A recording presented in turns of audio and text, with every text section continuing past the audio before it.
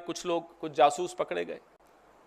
पहले भी खबर आई थी, डीआरडीओ का एक प्रदीप कुरुलकर संघ से बड़ा जुड़ा हुआ था, राष्ट्रीय स्वयंसेवक संघ से, पाकिस्तान को कुछ सूचनाएं गोपनीय देता था। क्या हुआ उसका?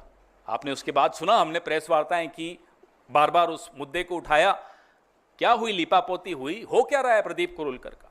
तो आप बीच में कोई खबर आती है कि भाई आईएसआई के लिए कोई ध्रुव सक्सेना काम करते हुए पकड़ा गया भारतीय जनता पार्टी का, फिर आता है प्रदीप कुरुलकर, डीआरडीओ के साइंटिस्ट हैं, संघ से बड़े जुड़े हुए हैं, पूरा दूसरी तीसरी पीढ़ी संघ के साथ जुड़ी हुई है। क्या हुआ उनका? ये है क्या? ये क्या मुखबिरी का इतिहास है? ये क्या रिश्ता है आपका पाकिस्तान के साथ? ये हमें जानना जरूरी है, देश को जानना जरूरी, क्योंकि आज आप तमाम संस्थाओं पे कब्जा किए बैठे हैं, इसलिए ये जानना जरूरी है।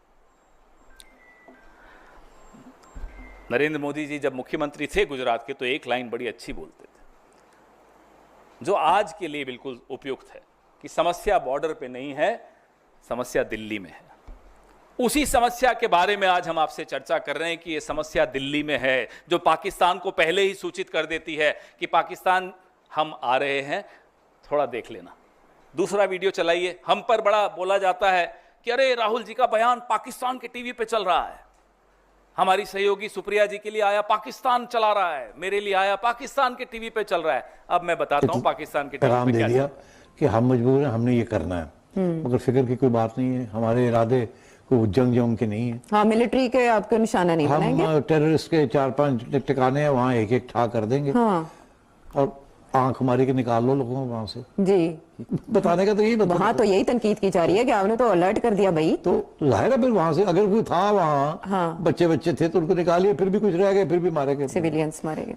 तो इनका ये कहना है कि हमने तो आपको बता दिया था कि हम आ रहे हैं और आप, तो यार अगर सजा देनी थी तो ये ऐसे करते हैं। तो इसका कि ये पहले दिन से ये फरेब थे, ये सब एक ड्रामा था। ये अवाम को गुमराह कर रहे थे, अपनी अवाम को, और हमारे साथ जंग नहीं करना चाहते थे। अच्छा। अवाम को कह रहे थे हम इंतकाम करेंगे, हम जंग करेंगे, उनको सबक सिखाएंगे। की सबक है? तुम पहले कहते हो ऐसे आ रहे हो तो हट जाओ, रखते तो एक ही गल हुई, यही किया ना जी। ये आप देख रहे हैं जयशंकर जी के चर्चे पाकिस्तान में टीवी पर चल रहे हैं और हंसी उड़ाई जा रही है हमारे मुल्क की। क्या बर्दाश्त करेंगे हम और आप?